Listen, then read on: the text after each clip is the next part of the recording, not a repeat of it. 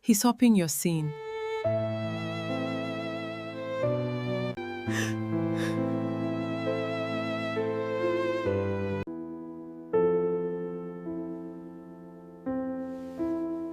Amara, please understand. How could you do this? My best friend married my ex-fiancé 2 weeks. That is how long it took my best friend of 19 years to marry the man I was supposed to spend my life with. 2 weeks after he stood in my mother's parlor and told me the engagement was over, my best friend was wearing a gele in his family's compound, laughing with his aunties like she had been rehearsing that laughter her whole life. And the worst part, the part that still makes my chest cave in when I remember it, is that she had been rehearsing it. Just not for 2 weeks, for almost 3 years. Before you say this is just another heartbreak story, let me tell you something that will make your skin crawl.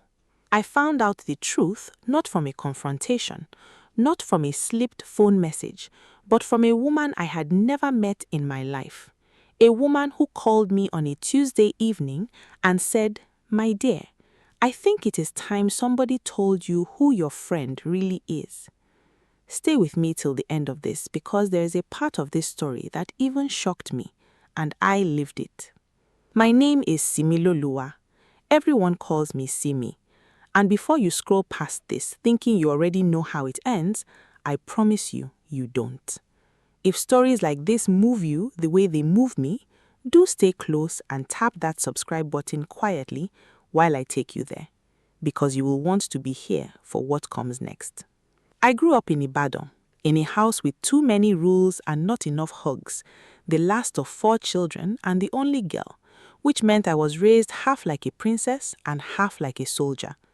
My father was a quantity surveyor, tall, silent, disapproving in the specific way that made you want his approval more than anything in the world.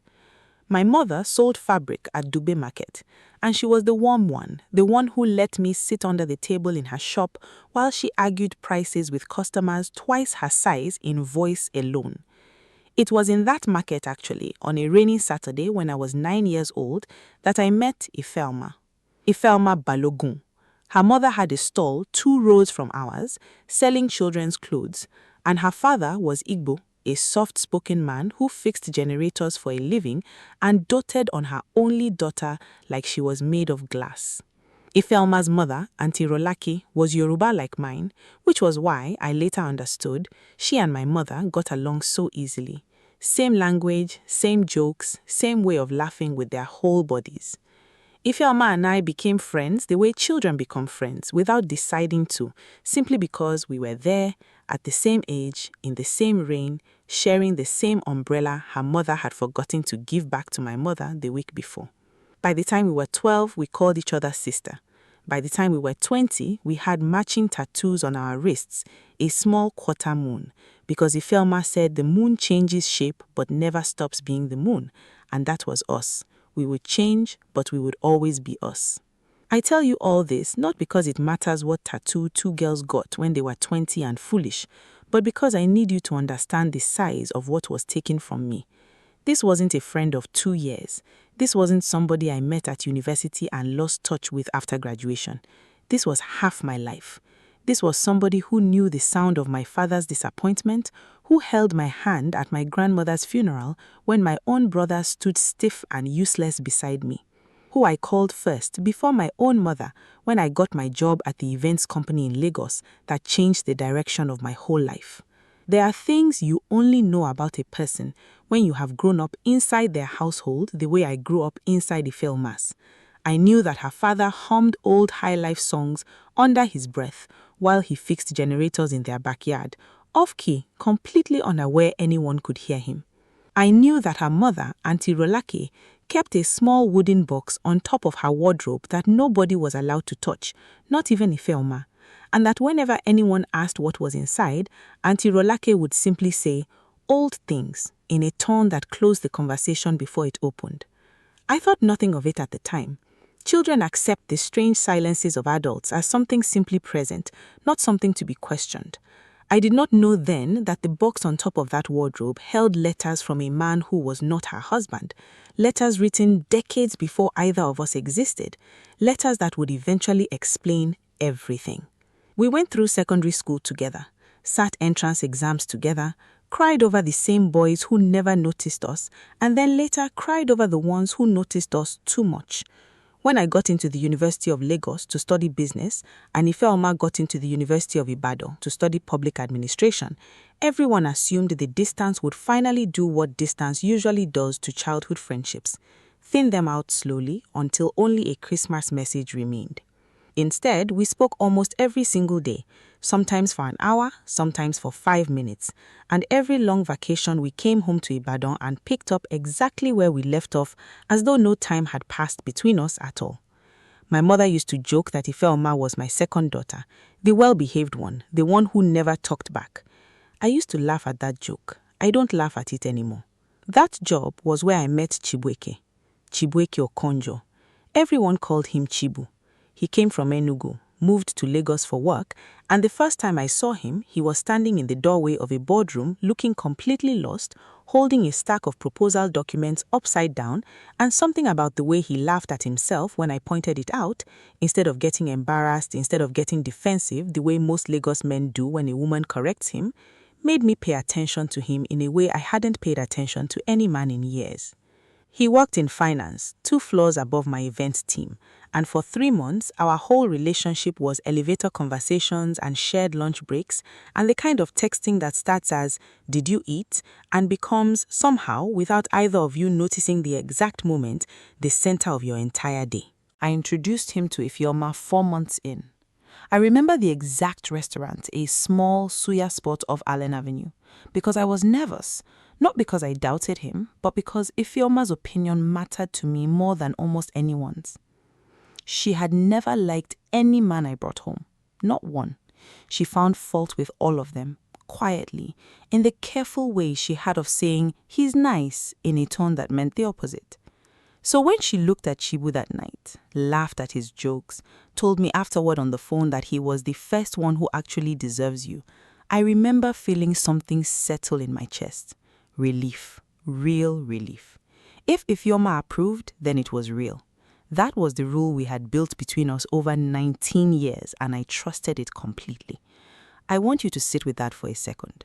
I want you to understand that the woman who told me he deserved me had, by that point, and this is something I only learned much later, something that still makes my stomach turn when I think about the timeline, had already been alone with him twice without my knowledge, already laughing with him in ways I thought were reserved for me. I didn't know that yet. Nobody in that restaurant that night knew what they were really looking at. Those first months with Chibu were the kind of good you don't fully appreciate until it's gone.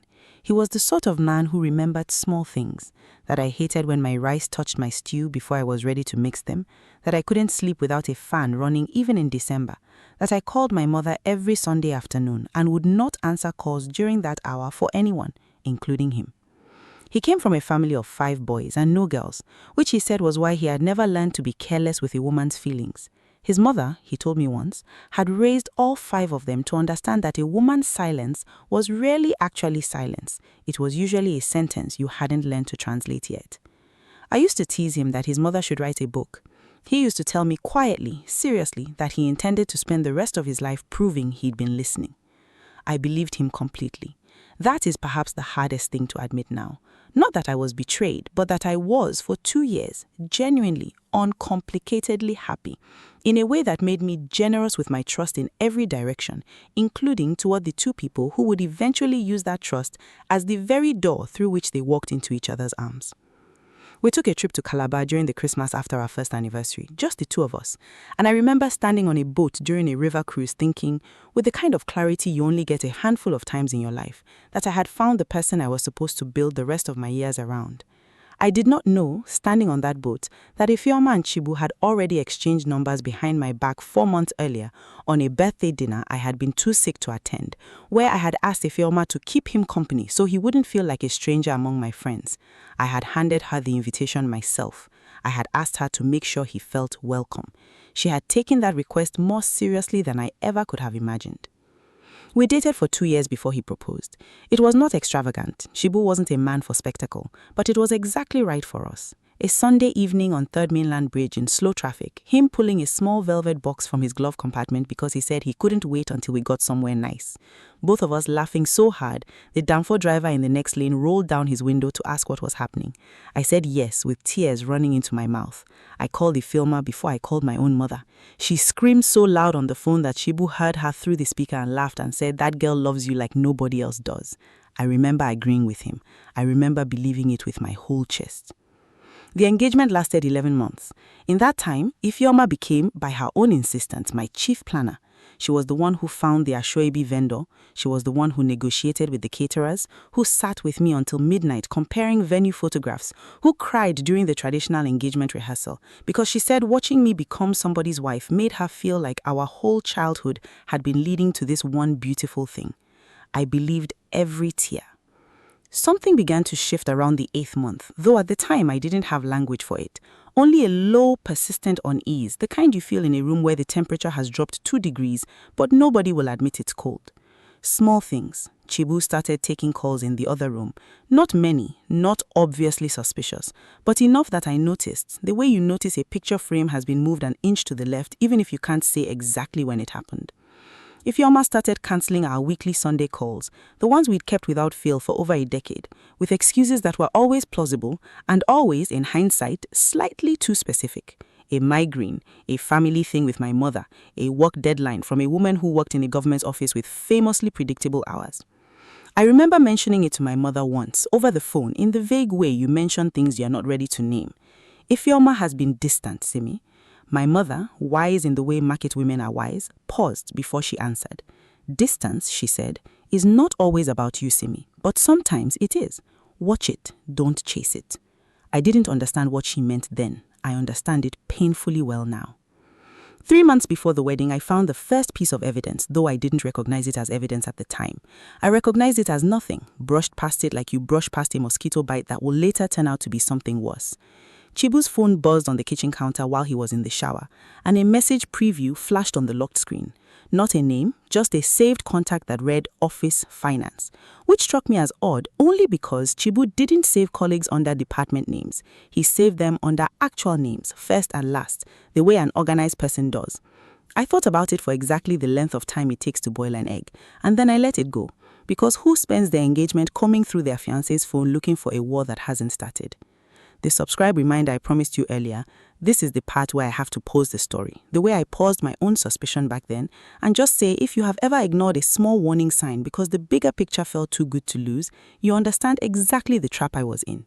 Tap that subscribe button now if you're the kind of person who wants to know how deep a betrayal can actually go, because we are only at the surface of this one, and I promise you, the ground underneath is not what you expect. 6 weeks before the wedding, my cousin Bukola, who worked in the same building complex as Chibu's finance department, different company, different floor, but same lift lobby every morning, mentioned something in passing at a family gathering that she clearly thought was harmless small talk. "I always see your Chibu with a lady from the 5th floor," she said, picking at jollof rice, not even looking up. "Fine girl, always laughing together by the car park." I asked, carefully, who the lady was. Bukola shrugged. "I don't know her well. Light-skinned, always in Ankara, drives a small red Kia." My chest did something strange when she said red Kia, because Ifeoma drove a red Kia, and Ifeoma did walk 2 buildings down from Chibu's office, close enough to share a car park on Broad Street when parking was scarce. I told myself it was a coincidence. Lagos is full of red Kias and light-skinned women in Ankara. I told myself this so firmly, so many times, that I almost believed it. There were other things too. Small things I only assembled into a pattern much later, the way you only see a constellation once someone points at the sky and traces the lines for you.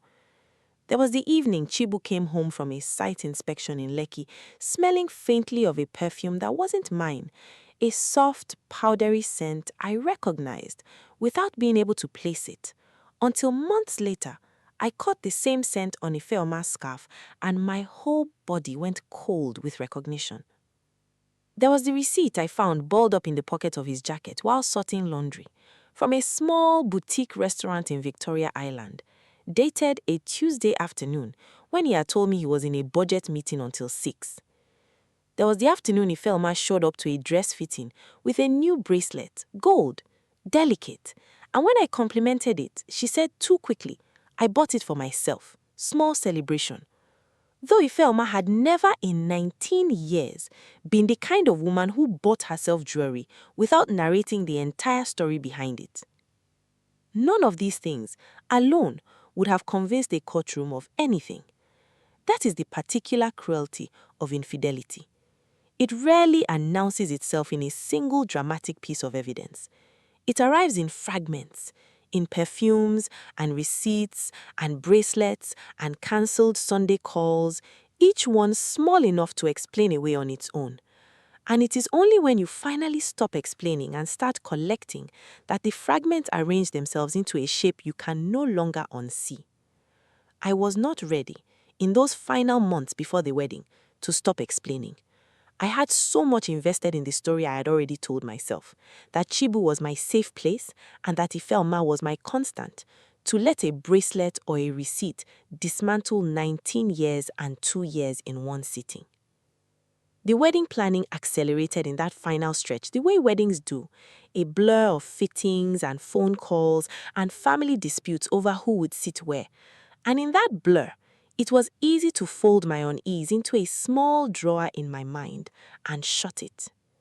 Ifeoma was there for everything, every fitting, every meeting, every crisis, which should have comforted me, and mostly did, except for the moment when I caught her watching me with an expression I couldn't place.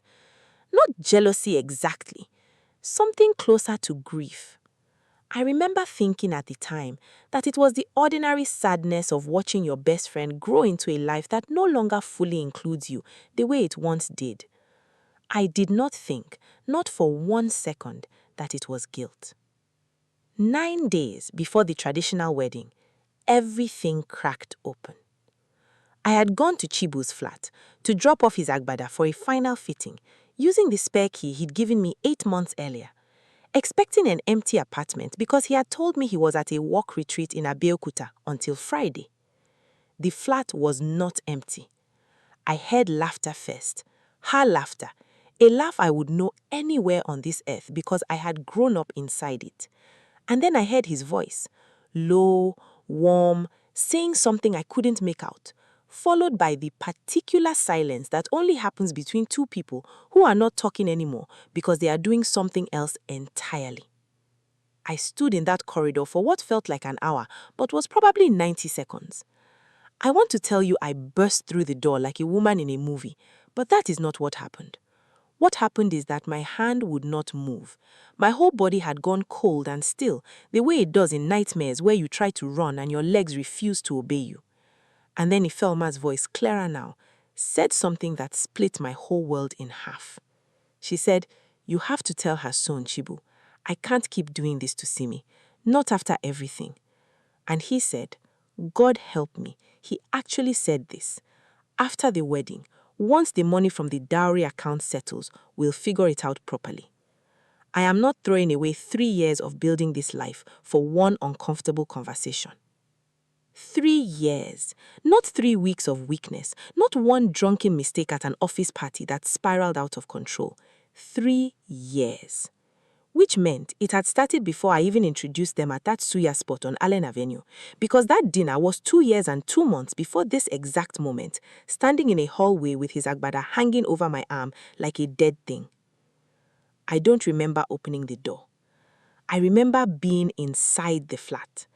I remember Ifeoma's face, not surprise, not the face of someone caught, but the face of someone who has been waiting, almost with relief, for the waiting to end.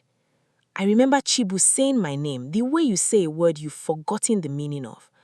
I remember throwing the agbada at his chest, not because I thought it would hurt him, but because my hands needed to do something, or they were going to do something worse. I left. I don't remember driving home.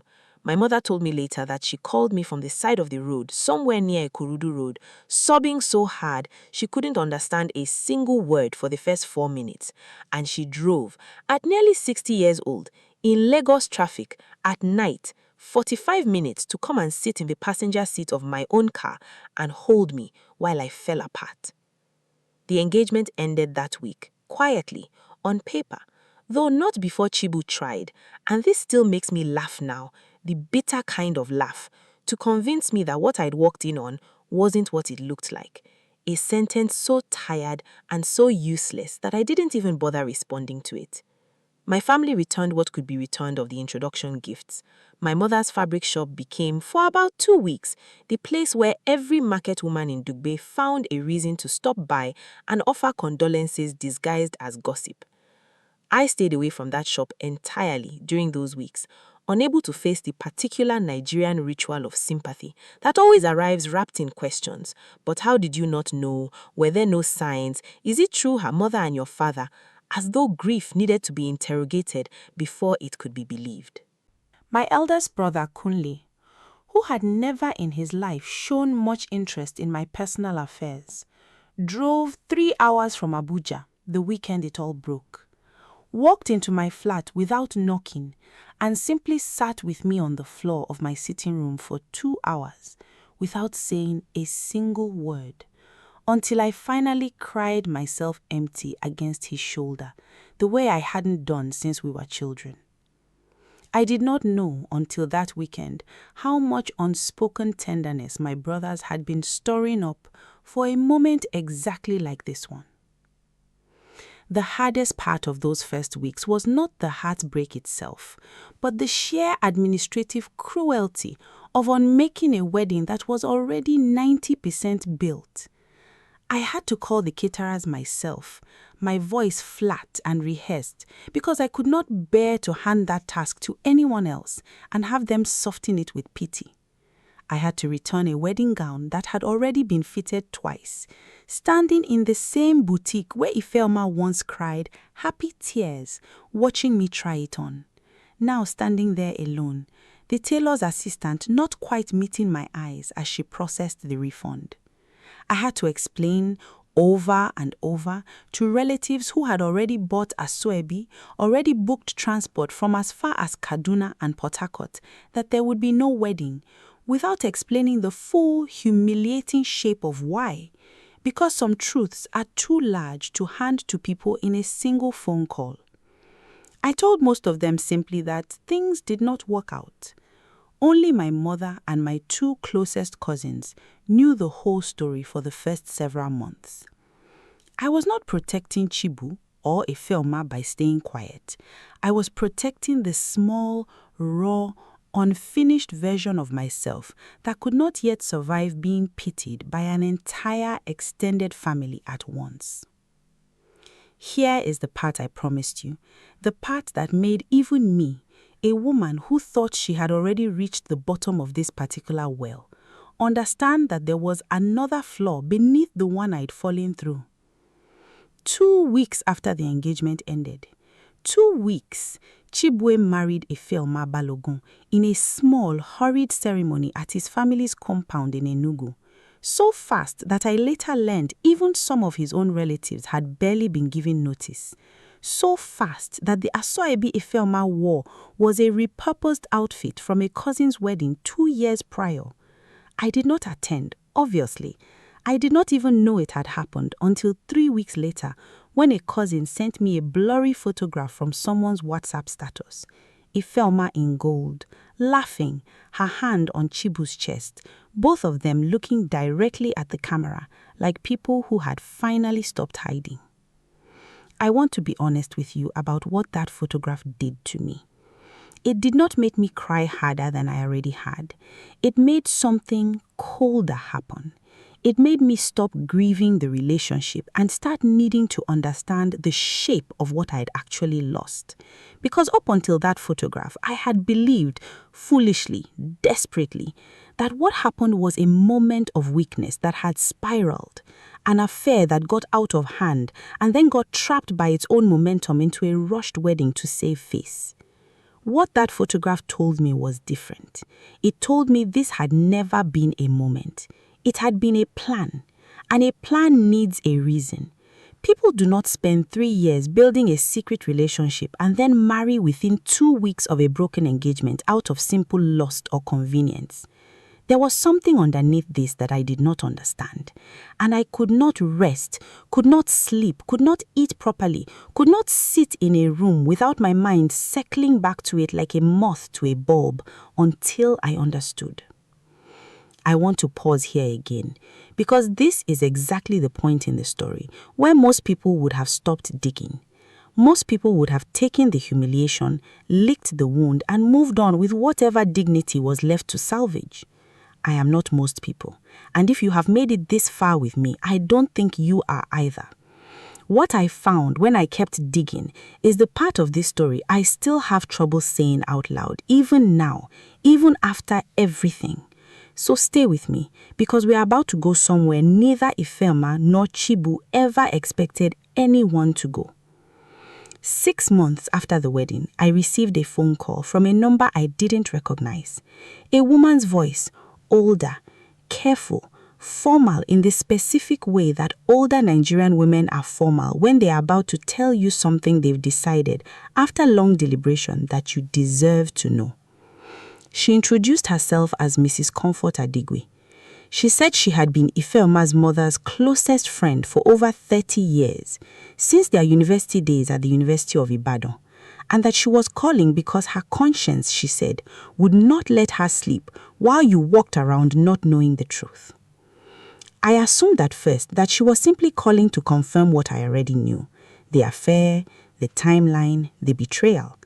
I braced myself for a story I'd already half written in my own head. What she told me instead rearranged everything. Simi, do you know why Rolake, Ifeoma's mother, has never truly liked your family? Not you specifically, your father. I said I didn't understand. I had always known Auntie Rolake and my mother as friends, close ones, market friends who exchanged pepper and gossip in equal measure. I had never sensed hostility from her once, not in 19 years of walking in and out of that house.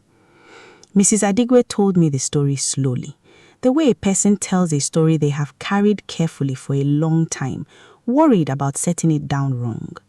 Before my mother, before any of us existed in each other's lives, my father, the same silent, disapproving quantity surveyor who raised me, had been engaged to Rolake. This was in the early 80s, before any of them had married anyone, when they were young and poor, and according to Mrs. Adigwe, deeply, foolishly in love, in the way only very young people can be.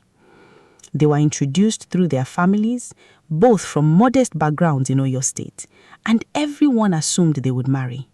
Rolake had even begun receiving small bride price installments, had begun sewing her own wrapper for the introduction ceremony, had told her own mother she had found the man she would grow old with. Then my father met my mother. I don't know the full details of how it happened. Mrs. Adigwe herself said she only knew fragments, the parts Rolake had been willing to share over 30 decades of friendship. But what she knew was this. My father broke the engagement to Rolake abruptly, without much explanation beyond, "My heart has changed," and married my mother within the year. In a small Yoruba community where reputation moved faster than fact, Rolake was left publicly humiliated, whispered about, treated for years afterward as a woman who had somehow failed to hold a man, a burden she carried long after she eventually married Ifeoma's father, a kind, quiet man she grew to love, but, according to Mrs. Adigbe, never with the same fire she had for my father. She said she built a good life, but she built it around a wound that never fully closed. And children, she added, her voice dropping lower, children absorb their mother's wounds more than we like to admit. I sat with the phone against my ear in my dark apartment, feeling the floor tilt beneath me for the second time that year. Are you telling me that Ifeoma did this because of something that happened between our parents before either of us was born? Mrs. Adigwe was quiet for a long moment. She said, "I am telling you what I know. Rolake spoke of your father for years, Not with hatred exactly, but with a kind of bitterness that never left her. She used to say, half joking, half not, that the Adewale family owed her family a debt that could never truly be repaid. I always thought it was just an old woman's wound talking. I did not think, she stopped herself, I did not think a daughter would try to repay it. I need you to understand what this meant, sitting alone with that phone call. It meant that when Ifeoma looked at me across a suya restaurant table 2.5 years earlier, smiling, saying Chibu is the first one who deserves you, some part of her had already decided, or was already deciding, that I did not deserve to keep him. It meant our friendship, the shared umbrella, the matching moon tattoos, the vigil at my grandmother's funeral, 19 years of a bond I had believed was the most solid thing in my life, had for her always existed alongside something else. A debt, a story she had grown up hearing at her mother's kitchen table about a man who broke a promise and a family who never fully recovered from the shame of it. I did not stop at Mrs. Adigre's phone call. Something in me needed to hear it from Rolake herself, needed to stand in that same house I had run in and out of as a child and ask the woman who had fed me pepper soup 100 times whether the story was true. I drove to Ibadan 2 weekends later, unannounced, my heart hammering the entire way, and found Auntie Rolake exactly where I had always found her, in her small sitting room, a wrapper tied loosely around her waist, a pot of something fragrant in the stove in the next room. She did not seem surprised to see me. It was as though she had been expecting this visit for years, the way you expect a bill you know is coming even before it arrives in the post. I did not need to ask my question directly. I simply said, "Auntie, tell me about the box on top of your wardrobe." And I watched her face change the way a sky changes before rain, slowly, then all at once.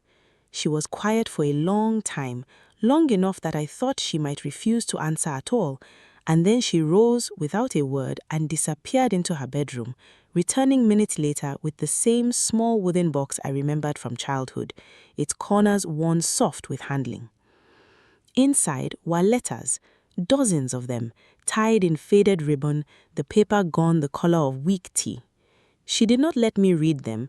Some privacies, she said, belonged to her alone, even now, but she told me, in a voice stripped of all performance, what they contained.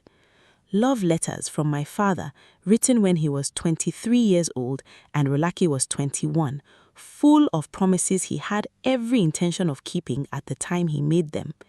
She told me about the humiliation of the broken engagement, yes, the same broad strokes Mrs. Adigwe had already given me, but she told me something else too, something Mrs. Adigwe either didn't know or didn't want to say, that in the early weeks after my parents' wedding, she was pregnant with my father's child and had lost that pregnancy alone, without telling anyone but her own mother, in a small clinic outside Ibadan, 3 months before she ever met the kind, quiet man who would eventually become Ifeoma's father.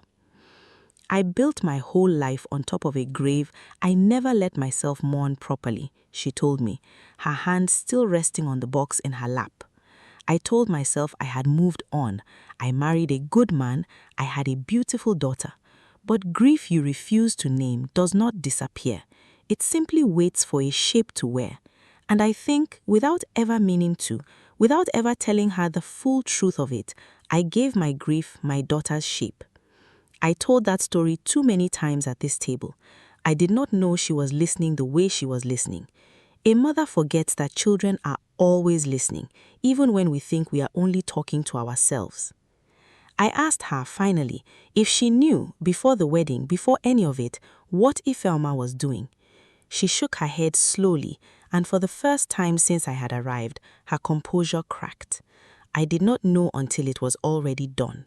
If I had known in time, I would have stopped her. Whatever debt I imagined the Adewale family owed me, I never once wished it collected through my own daughter's hands, against a girl who called me auntie and meant it. That is a burden I will carry until I die. That my old wound that I thought I had buried so carefully found its way into my daughter's hands anyway, and I was not watching closely enough to catch it before it moved. I left that house with something I had not expected to leave with. Not forgiveness, not yet, but a strange, heavy compassion for a woman who has spent 30 years quietly grieving something nobody around her ever knew to ask about.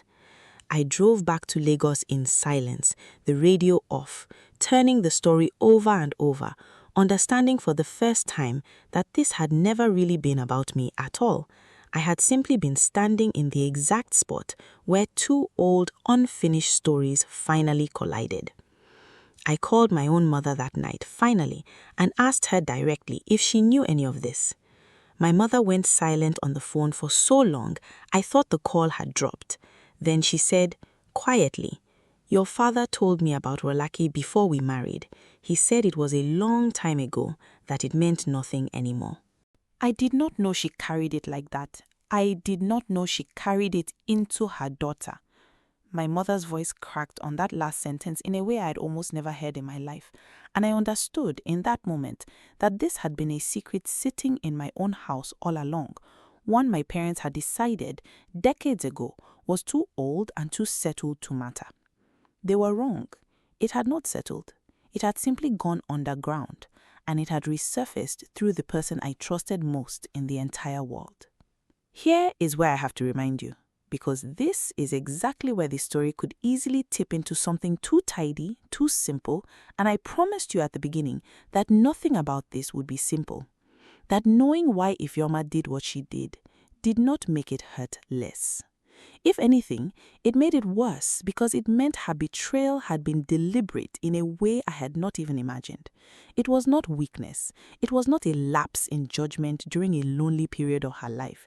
It was, in some twisted way she had probably justified to herself for years, a kind of inheritance she had decided to collect. I confronted her exactly once, 4 months after the wedding, at a small restaurant in Surulere that used to be one of our favorite places before any of this happened, chosen deliberately by me because I wanted her to feel, at least once, the specific discomfort of sitting somewhere that used to belong to us and now would only ever belong to what she destroyed. I did not go there for closure, not really.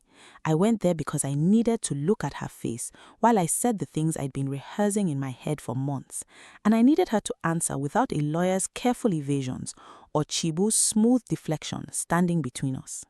She looked older than I remembered, though it had only been a few months. There was a tiredness around her eyes that no amount of makeup could fully hide. When I told her what Mrs. Adigwe had told me about Rolake, about my father, about the broken engagement 30 decades before either of us was born, I watched something in her face collapse, not into denial, but into something closer to relief, the same expression I'd seen on her face the night I walked in on her and Chibu, as though some enormous weight she had been carrying alone for years had finally been set down where someone else could see it. "I didn't plan it the way you think," she said, and her voice shook in a way I had maybe heard 3 times in 19 years of friendship. I didn't meet Chibu and think, this is my revenge. It wasn't like that. I met him because you introduced us, and I liked him, genuinely, Simi. I liked him the way you like someone who is easy to talk to. And then it kept happening. And every time I told myself to stop, some part of my mind would go back to my mother, sitting at that table, telling that same story for the 100th time about how their Dewales took something from her and never even apologized for it. And something in me would just go quiet. Something in me would let it keep happening instead of stopping it. She was crying by this point, not performing tears, actual tears, the kind that come from somewhere too deep to control. She said, "I hated myself the whole time. I want you to know that. I hated myself every single day and I still couldn't stop." I asked her the question that had been sitting in my chest like a stone since the phone call with Mrs. Adigwe. "Did you ever love me? Any of it? The umbrella, the tattoo, sitting with me at my grandmother's funeral, was any of that real, or was I just the daughter of the man who wronged your mother?" She reached across the table for my hand, and I let her take it, though every instinct in me said to pull away. "It was all real," she said. "That's the part that will never make sense to you, and I understand if it doesn't. I loved you like a sister for 19 years, completely, without any performance in it at all. And somewhere underneath that love, there was this other thing, This old inherited wound that I never dealt with, that I let grow instead of cutting it out, and eventually it grew so big it ate the love alive. Both things were true at the same time.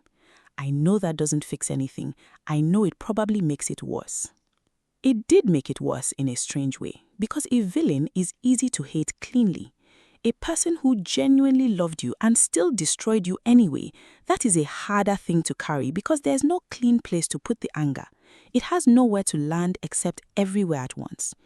If you have ever discovered that the people who claim to love you the most are capable of the deepest betrayals, I want you to know you are not alone in that particular kind of pain.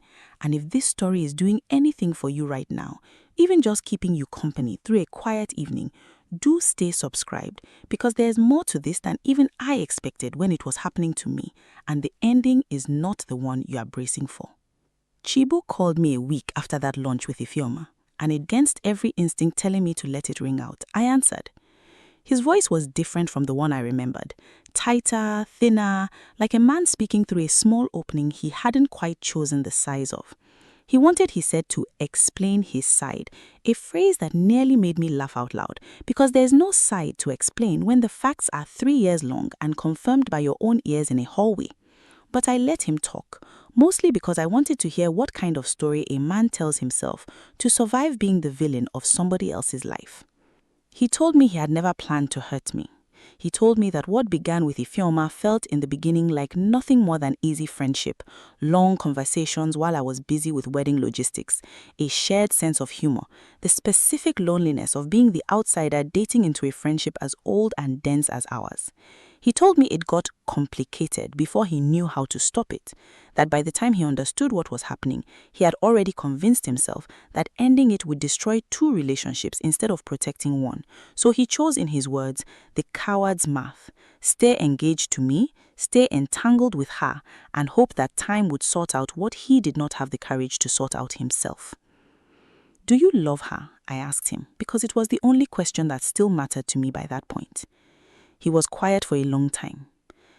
He said, I don't know how to answer that in a way that doesn't sound like an excuse. He said finally, I think I got addicted to being wanted by 2 women who both deserved better than what I gave them. I think that's the ugliest sentence I've ever said out loud, but it's the truest one. I did not forgive him in that phone call, and I have not fully forgiven him since, though the anger has softened over the years into something closer to distant pity. The specific pity you feel for a person who had every opportunity to be honest and chose again and again the version of events that cost him the least in the moment. I told him before I hung up that I hoped he understood one day that a man who builds his happiness on a foundation of 2 women's unspoken pain rarely gets to keep that happiness for long. I did not say it as a curse. I said it as an observation, one that would, within a year, prove itself entirely true. I did not see Ifeoma again for almost a year after that lunch. I heard about her in fragments, the way you hear about someone who used to be your whole world and is now reduced to second-hand information passed through people who don't know the full weight of what they are casually mentioning. I heard, through my cousin Bukola, that there had been at least one other woman since the wedding, someone from his office, and that Ifeoma had found out the way I had once found out, standing outside a door she wasn't supposed to be listening at. I won't pretend I felt nothing when I heard that. I felt something complicated, something I'm not entirely proud of, not quite satisfaction, but something adjacent to it, the grim recognition of a pattern completing itself. A man who builds a marriage on the foundation of a broken engagement rarely builds anything solid on top of it. I had, without wanting to, become a kind of proof of that. Bukola told me more over the months, in the way family always eventually tells you more than you asked for. She said Ifeoma had confronted the office colleague directly, the way I never got the chance to confront the version of Ifeoma before the wedding, and that the confrontation had turned physical enough that security had to be called to the building. She said Chibu's mother, who had been lukewarm from the rushed wedding from the beginning, suspicious of a courtship she'd never been properly introduced to, had started openly asking her son in front of relatives whether he regretted the way he did that first girl, meaning me, a question that apparently left entire rooms silent whenever it was asked. She said Ifeoma had stopped attending the market on weekends, stopped visiting her own mother as often, had grown thin and quiet in a way that worried even people who had no idea what she'd done to get there. I did not go looking for this information. It arrived at my door in pieces, the way news does in a city as small as Ibadan pretends to be despite its size. And I made a conscious decision each time not to let it become a story I told myself for comfort. Their unhappiness was not my medicine. I had to find my own. I rebuilt my life slowly, the way you rebuild anything after a fire. Not by replacing what was lost, but by constructing something entirely different in its place. The first 6 months after the wedding were the hardest, harder even than the night I stood in that hallway, because grief that arrives suddenly has the mercy of shock to soften it, and the grief that comes after, the long, grey, ordinary kind, the kind that shows up on a random Tuesday while you are standing in a supermarket queue and suddenly cannot remember why your hands are shaking, has no such mercy at all. I stopped eating properly for a while. My mother moved into my flat for 3 weeks without asking, simply arriving one Saturday morning with 2 suitcases and a pot of ewedu. And she cooked for me and sat with me in silence the evenings I could not speak. And I understood in those weeks a version of love that I had taken for granted my whole life. The love that does not need explanations, that simply shows up and stays. I left the events company 18 months after the wedding, not because anything there reminded me of Chibu, but because I had started, almost by accident, planning small gatherings for friends of friends on the side, birthday dinners, engagement parties, the occasional baby shower, and I discovered that I was good at it, better than good, in a way that had nothing to do with anyone I had ever loved or lost. My first real client outside my own circle was a woman I'd met exactly twice, planning a 40th birthday party in Lekki, and when she cried at the end of the night and told me it was the first time in years she'd felt truly celebrated, something in me recognized what I had actually been building all along. Not just an escape from heartbreak, but a way of giving other people the kind of care and attention I had once believed, wrongly, only Ifeoma knew how to give me. I started my own company 8 months after that. Small at first, just me and a rented laptop and a borrowed generator for power cuts, and I named it after my grandmother, the one whose funeral Ifeoma once stood beside me at, because some loves survive even the people who once shared them with you. 3 years in, we now handle events across 3 states, and I have staff who call me Madame in a tone I still haven't gotten used to. My father and I had a conversation I never expected to have, nearly a year after Mrs. Adigwe's phone call, sitting on the veranda of the house I grew up in, both of us quiet for a long time before either of us said anything true. I asked him, finally, if he remembered Rolake. He looked at me for a long moment, and something in his face, that permanent disapproval I had spent my whole life trying to earn my way out of, softened into something I had rarely seen on him. Regret, maybe, or the particular exhaustion of a man realizing late in life that a decision he made as a young man had traveled farther and cost more than he ever imagined it would. I broke it off badly, he admitted quietly, staring out at the compound instead of at me. I was young. I did not know how to end something without leaving wreckage behind. I told myself for years that it was a small thing, that people move on.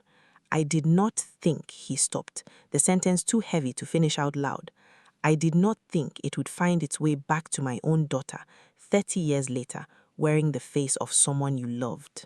I asked him, because I needed to know, whether he had ever gone back to Ilake to explain himself properly, in all the years since, whether there had ever been a conversation that closed the door honestly, instead of simply leaving it swinging open in the wind for 30 decades. He shook his head slowly.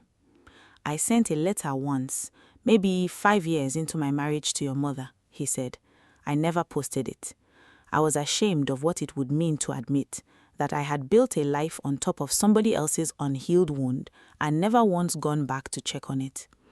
It felt easier to let the silence stand. I told myself silence was messy. I understand now that silence was simply cowardice wearing a nicer name. He turned to look at me then, properly, for the first time since we'd sat down. You confronted it. You went to Rilake's house and asked her directly. That took more courage than I had in 30 years, Simi. I am ashamed to say my own daughter had to clean up a mess I left behind before either of you were born. I did not tell him it was fine, because it was not fine, and I have learned since all of this happened that forcing forgiveness before it is ready only buries the wound deeper instead of healing it. But I did tell him I understood, finally, that the debts we think we've escaped rarely disappear. They wait. They find new hands to collect them.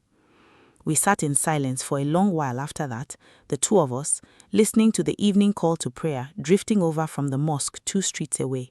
And for the first time in my adult life, I felt like I was not straining to earn something from my father. I felt simply like his daughter, sitting beside a man who had finally stopped pretending to be stronger than his own history. I saw Ifeoma one final time, almost exactly 2 years after the wedding, at a small supermarket in Yaba, both of us reaching for the same shelf of tomato paste before either of us realized who the other person was. There was a version of this moment I had imagined many times in the years since, one where I said something sharp and final, something that would land like a closing door. But standing there, under fluorescent lights, looking at a woman who was visibly thinner than I remembered, with a tiredness in her eyes that had nothing to do with makeup, I found I didn't have the appetite for cruelty I once thought I would. "How are you?" I asked, and I meant it as a real question, not a formality. She studied me for a moment, as if to decide whether I deserved the truth. She said finally, quietly, the same 3 words Mrs. Adigwe had once used to describe her own mother's marriage decades earlier, and something about the echo of that phrase, passed down without either of them realizing it, made my chest ache in a way I hadn't expected. "Not particularly happy," she said, finally, quietly. The same 3 words Mrs. Adigwe had once used to describe her own mother's marriage decades earlier, and something about the echo of that phrase, passed down without either of them realizing it, made my chest ache in a way I hadn't expected. "Not particularly happy," she said, finally, quietly. "But I am trying to become someone I can live with. That's more than I could say a year ago." I told her I hoped she found it, that peace, that person, and I meant that too, in the strange, complicated way you can mean well for someone who once tore your life apart, once you've done enough work on yourself to separate their healing from your own. We did not hug, we did not exchange numbers, we stood in that aisle for perhaps 10 more seconds, 2 women who shared an umbrella once as children, who now shared nothing but a very old, very expensive lesson, and then we each went our separate ways down separate aisles, and I have not seen her since. I think about the umbrella often, actually. I think about how Ifeoma's mother forgot to return it all those years ago, and how my mother never asked for it back, and how that small, careless kindness became the first thread in a friendship that would eventually cost me almost everything I thought I understood about loyalty. I think about how debts move through families like water finds cracks, quietly, patiently, taking whatever shape is available to them, resurfacing generations later in places nobody thought to look. My father's broken promise did not disappear when he married my mother instead of Rilake. It simply waited, folded itself into a little girl's bedtime stories, grew up inside her, and walked eventually into my engagement wearing the face of the person I trusted most. Sometimes late at night, when Tunde is already asleep beside me, and the flat is quiet enough that I can hear the generator hum from the compound next door, I find myself thinking about the small wooden box on top of Auntie Rilake's wardrobe, and about how many other boxes like it must exist in how many other households across this city. Old letters, old griefs, old debts nobody ever settled properly, waiting patiently in the dark for a grandson or a goddaughter or a best friend to pick them up without even realizing what they are carrying. I do not believe every family secret is destined to destroy the people who inherit it, but I believe now that secrecy itself is the danger, far more than whatever the secret actually contains. If Rilake had told Ifeoma the whole truth plainly once, with all its grief intact, instead of letting it leak out sideways across 100 dinner table conversations dressed as old gossip, I do not think my best friend would have grown up feeling entitled to collect a debt that was never rightfully hers to collect. Silence does not protect the people we love from old wounds. It simply hands them the wound without the instructions for how to carry it safely. That, more than anything, is what I try to practice now in the family I am slowly building with Tunde, in the friendships I have chosen more carefully since, the discipline of saying the hard true thing out loud early, before it has 30 years to grow teeth in the dark. If there is a lesson in any of this, and I have turned this story over so many times in my head that I finally do believe there is one, it is this. The people closest to us are shaped by histories that started long before we ever met them, and sometimes the wound that breaks us has nothing to do with us at all. It does not make the betrayal hurt less, it does not excuse what was done, but it changed for me the shape of my own anger, from something aimed only at Ifeoma and Chibu to something wider and sadder, aimed at how easily old pain gets passed hand to hand, generation to generation, dressed up as new love until somebody finally decides to put it down instead of picking it up. I put mine down. It took time, more time than the expected, more time than the version of me sitting in that dark apartment after Mrs. Adigwe's phone call could have believed possible. But I did it. I built something of my own, something that has nothing to do with the family my father once wronged or the friend who tried, in her own broken way, to collect on a debt that was never truly mine to pay. My business has grown into something I am proud of. I have loved again, carefully, slowly, with a man who knows this whole story and has never once made me feel foolish for the years I spent not seeing it. His name is Tunde, an architect I met through a corporate event I was hired to plan. And the thing I love most about the way he loves me is that he has never once tried to rush me past my own caution. In the early months, whenever he was late replying a message or spent an evening quiet and withdrawn after a hard day at work, I would feel the old fear rise in my chest, the specific fear of a woman who has learned the hard way that the people closest to you can be building an entire secret life in the spaces where you aren't looking. I told him this, plainly, the third month we were together, expecting him to be offended or to tell me I was projecting an old wound onto a new man who didn't deserve it. Instead, he simply nodded and said, "Then ask me anything, anytime, and I will always tell you the truth, even when it's inconvenient for me."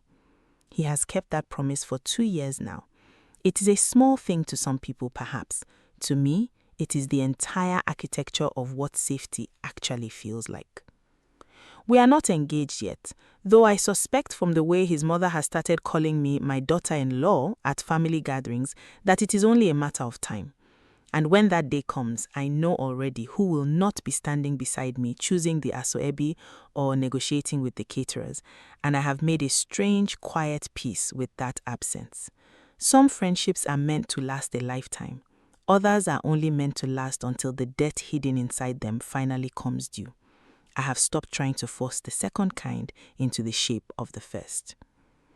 But if you take one thing away from everything I've shared with you tonight, let it be this. Watch the small, strange coldness in the room before you explain it away. Ask the question your gut is already asking, even when your heart is begging you not to. Not every warning arrives loudly. Sometimes it arrives as a cancelled Sunday call, or a saved contact with no real name, or a story your own parent decided decades ago was too old to matter. It mattered. It always matters. I still keep the umbrella, by the way. Not the original one. That one disappeared decades ago into whatever place lost umbrellas go, but a small quarter-moon keychain I bought myself the week I registered my company. A private joke only I understand now. A reminder that I get to decide what the moon means going forward. It hangs from my car key, and every time I catch sight of it, I think not of Ifeoma, not really, but of the 9-year-old girl standing under a stranger's umbrella in the Dugbe rain, who had no idea yet how long a shadow that small kindness would eventually cast, for better or for worse, across the rest of her life. Thank you for staying with me through all of this. If this story held you the way I hope it did, subscribe, because there are more stories like mine waiting to be told, and somewhere out there, I promise you, Someone else needs to hear that the debts of the past do not stay buried forever, but neither does the strength to survive them.